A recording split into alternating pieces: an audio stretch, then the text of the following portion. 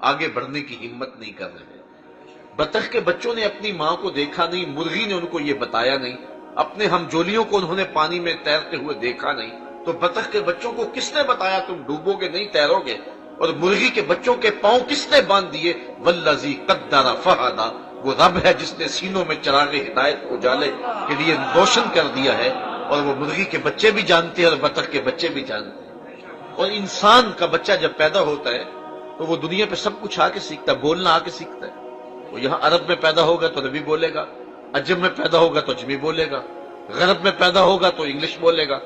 وہ سب کچھ آ کے سیکھتا ہے، پکڑنا آ کے سیکھتا ہے، زبان ہے بولنا نہیں جانتا، ہاتھ ہے پکڑنا نہیں جانتا، ٹانگیں ہیں چلنا نہیں جانتا، لیکن ماں کی چھاتی سے دودھ کیسے کشید کرنا ہے یہ وہ سیکھ کے آتا ہے۔ یہ ہے وہ فطری اور جبلی ہدایت جو اللہ تعالیٰ جل شانہ نے عطا فرمائی ہے، اور ہر انسان کے سینے کے اندر ودیت کی اور کسی کو اس سے محروم نہیں رکھا ہے۔ یہ جبلی اور فطری ہدایت کا چراغاں ہے جو سینوں کے اندر ہے، جس کا یہاں تذکرہ ہے، والذی قدر فہدی، اس نے ہدایت کا چراغ روشن کر دیا۔ اسی طرح اس سے تھوڑا سا آگے بڑھ جائیں، جب انسان شعور سنبھلتا ہے تو مذہب اسے بہت کچھ سکھاتا ہے، لیکن اس کے باوجود بھی وہ جانتا ہے کہ میرے لیے اچھا کیا ہے اور میرے لیے برا کیا ہے۔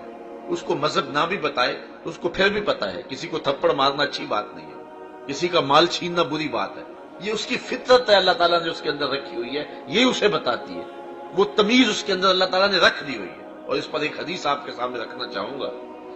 آقا کریم علیہ السلام کا مجمع لگا ہوا تھا، حضور تشریف فرما تھے، گفتگو چل رہی تھی، ایک صحابی تھے جن کا نام تھا حضرت وابصہ رضی اللہ تعالیٰ عنہ، وہ بھی مجلس نبوی میں آن بیٹھے۔ آداب مجلس یہی ہے، جہاں جگہ ملے وہاں بیٹھ جاؤ۔ کسی حکمت کے تحت صدر مجلس کسی کو آگے بلانا چاہے تو یہ کمرے آخر ہے۔ صحابی حضرت وابصہ پیچھے بیٹھ گئے، اور جہاں حضور ہو وہاں کوئی صدر مجلس اور تو نہیں ہو سکتا۔ حضور نے ارشاد فرمایا کہ وابصہ دور بیٹھ گئے ہو، نیڑے آ جاؤ۔ حضرت وابصہ اٹھے اور قریب آ گئے، اور حضور نے فرمایا وابصہ اور قریب آ جاؤ، وابصہ اور قریب آ گئے، پھر فرمایا ادنو یا وابصہ، وابصہ اور قریب آ جاؤ۔ وابصہ کہتے ہیں میں اپنے مقدر پہ قربان جاؤں، میں اتنا قریب ہوا کہ میرے گھٹنے حضور کے گھٹنوں سے چھونے لگے۔ جب میں اتنا قریب ہو گیا تو حضور نے مجھے فرمایا وابصہ کوئی سوال پوچھنے آئے ہو؟ میں نے کہا جی حضور میں سوال پوچھنے آیا ہوں۔ حضور نے فرمایا وابصہ جو پوچھنے آئے ہو تم پوچھو گے یا میں ہی بتا دوں کیا پوچھنے آئے ہو؟ لوگ تو ترازو گاڑ کے بیٹھے ہیں، کوئی کہہ رہا ہے سیر ہے، دوسرا کہتا ہے سوا سیر ہے، ایک بولتا ہے چٹانک اور ڈال لو۔ یہ کس کو تول رہے ہو؟ ڈٹھے ورق قرآن دے پھول سارے، تیری شان جیا نہیں کوئی اور ڈٹھا، تیری شان دا کرے مقابلہ جیڑا کوئی نور آکھے کوئی بشر آکھے، پیندا رات دنے ایہو شور ڈٹھا، اللہ والیاں گل مکا دیتی تساں ہور ڈٹھا اساں ہور ڈٹھا۔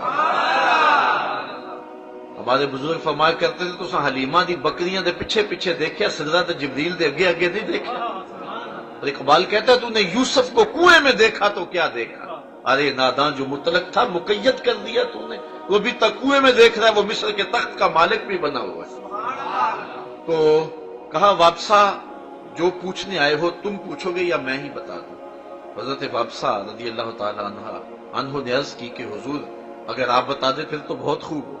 فرمایا تم خیر اور شر کے بارے میں پوچھنے آئے ہو، اچھائی کیا ہے اور برائی کیا ہے، یہ تمہارا سوال ہے۔ عرض کی جی حضور یہی میرا سوال تھا۔ فرمایا اس کا جواب مجھ سے لینا یا اپنے آپ سے؟ عرض کی جواب آتا ہوتا تو سوال ہی کیوں بنتا؟ فضرب علی صدرہ وقال استفت من قلبک، حضور نے اپنا دست کرم حضرت وابصہ کے سینے پہ رکھا اور فرمایا اس دل سے ہی پوچھ لے، یہ مفتی اندر ہی بیٹھا ہوا ہے، یہی بتا دے گا کہ اچھائی کیا ہے اور برائی کیا ہے۔ تو یہ فطرتاً ہدایت ہے جو اللہ تعالیٰ نے حضرت انسان کو دی۔ فرمایا والذی قدر فہدی والذی اخرج المرعی، وہ اللہ جس نے زمین کی کوکھ سے سبز چارہ نکالا۔ جب زمین کا کلیجہ چیر کے چارہ نکلتا ہے یا کوئی کومپل نکلتی ہے تو وہ اس قدر گداز اور نرم ہوتی ہے، اگر آپ اس کو چھوئیں تو اپنے آپ کے ہاتھوں کا لمس بھی برداشت نہیں کر پاتا، مرجھا جاتا ہے، اتنا باریک، اور زمین اتنی ٹھوس کہ آپ اس کے اندر انگلی ڈالنا چاہیں تو ڈالی نہ جا سکے۔ تو اس ٹھوس زمین کا سینہ پھاڑ کر کے وہ کونپل باہر کیسے آ گئی؟ کہا خود نہیں آئی، کسی نکالنے والے نے اس کو نکالا۔ والذی اخرج المرعى، وہ ذات ہے جس نے زمین کی کوکھ سے وہ نرم اور وہ گداز کونپل کو نکالا۔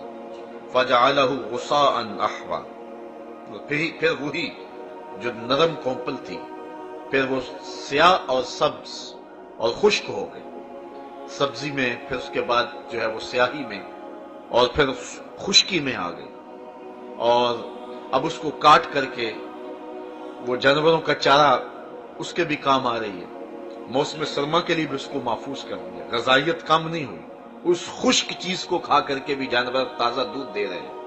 تو کہا یہ کون کرتا ہے؟ وہ رب ہے۔ سنقرئک فلا تنسیٰ، یہ ساری باتیں بیان کرنے کے بعد مالک فرما رہا ہے جس رب نے جانوروں کے سینے میں بھی چراغ ہدایت رکھا ہے، جس رب نے زمین کے سینے سے کونپل نکال لی ہے، جس رب نے انسان کو چراغ ہدایت دیا ہے، اور جس رب نے جو ہے وہ انسانیت کو محروم نہیں رکھا ہے اور اس کو بچے کو ماں کی چھاتی سے دودھ نکالنے کا ڈب بھی سکھایا ہے، تو کیا جس کے سر پہ نبوت کا تاج رکھا ہے اس نبی کو اللہ تعالیٰ کچھ نہیں عطا کرے گا؟ اس کو خالی ہی رہنے دے گا؟ ایک بطخ کا بچہ بھی جانتا ہے کہ میں نے تیرنا کیسے ہے، ایک مرغی کا بچہ بھی جانتا ہے یہاں جاؤں گا تو ڈوب جاؤں گا، اور ایک دودھ پیتے بچے کو بھی پتا ہے ماں کی چھاتی سے دودھ کیسے کشید کرنا ہے۔ خیر اور شر کی راہیں ایک بچے کو بھی نکھار کے بیان کر دی، تو جس کو نبیوں کی امامت کا تاج دیا ہے اس کو کچھ عطا نہیں کیا؟ کہا نہیں، سنقرئک فلا تنسیٰ، محبوب ہم آپ کو ایسا پڑھائیں گے کہ آپ بھول نہیں سکیں گے، الا ما شاء اللہ، ہاں اگر اللہ چاہے۔ علماء لکھتے ہیں، صاحب خازن نے لکھا ہے کہ یہ استثناء واقعی نہیں ہوا، حضور نے جو پڑھا پھر وہ بھولے نہیں، اور وہ صرف قرآن نہیں بلکہ حضور نے فرمایا انما اوتیت القرآن ومثلہ معہ، مجھے قرآن بھی دیا گیا اور قرآن جتنے اور علوم بھی میرے سینے میں رکھ دیے گئے، تو سینہ مخزن بنا دیا گیا مصطفیٰ کریم علیہ السلام کا۔ انہ یعلم الجہر وما یخفی، اللہ کی شان یہ ہے کہ جو ظاہر ہے وہ اسے بھی جانتا ہے اور جو مخفی ہے اسے بھی جانتا ہے، جو چیزیں لوگوں کی نظروں کے سامنے اللہ کے علم میں وہ بھی ہیں، اور جو لوگوں کی نظروں سے پوشیدہ ہے رب اسے بھی جانتا ہے۔ اور یہ عقیدہ اہل ایمان کا، جب ان کو یہ عقیدہ راسخ ہو جاتا ہے اور ان کے من میں چھدرا اتر جاتا ہے، پھر بند کمرے میں بھی گناہ کرنے سے انسان گریز کرتا ہے، اس لیے کہ اس کا یہ تصور کہ میرا اللہ مجھے دیکھ رہا ہے، جہاں کوئی کیمرہ نہیں دیکھ رہا، جہاں کوئی سیکورٹی نہیں دیکھ رہی، جہاں کوئی ایجنسی نہیں پہنچ سکتی، وہاں یہ عقیدہ پہنچتا ہے۔ آپ جانتے ہیں ساتوں دروازے مکفل کر کے بت کے اوپر موٹا کھیس ڈال کے زلیخا بولی ہے تالک یوسف اب تو آ جاؤ، اب تو کوئی نہیں ہے، تو حضرت یوسف علیہ السلام نے کہا تھا کہ تو اپنے جھوٹے خدا کے اوپر یہ کپڑا ڈال کر کے اس کی نگاہوں سے چھپ گئی ہے، میرا سچا خدا تو ساتویں کوٹھڑی میں بھی دیکھ رہا ہے۔ پھر گناہ کیا، گناہ کا تصور بھی محال ہو جاتا ہے، تو یہ تصور کہ میرا اللہ مجھے دیکھ رہا ہے انسان کو گناہوں سے محفوظ کر دیتا ہے اور انسانوں کو تنہائی میں، خلوت میں اور جلوت میں گناہ سے بچاتا ہے۔ تو یہ عقیدہ جتنا پختہ تر ہو جائے، یہ اسلامی عقیدہ ہے کہ میرا اللہ مجھے دیکھ رہا ہے، میرا اللہ مجھے دیکھ رہا ہے، یہ عقیدہ اور یہ اذعان جب پختہ تر ہو جاتا ہے پھر گناہ کے انسان قریب ہی نہیں جاتا۔ روض الریاحین کے اندر صاحب روض الریاحین نے لکھا ہے کہ ایک نوجوان تھا، اس پر کوئی فریفتہ ہو گیا اور کسی بہانے اس کو اپنے گھر لے گئی وہ خاتون، دروازے مکفل کر دیے اور پھر اس کو دعوت گناہ دی، حیاسوز لباس بھی اتار پھینکا۔ وہ نوجوان بہت صالح تھا، اس نے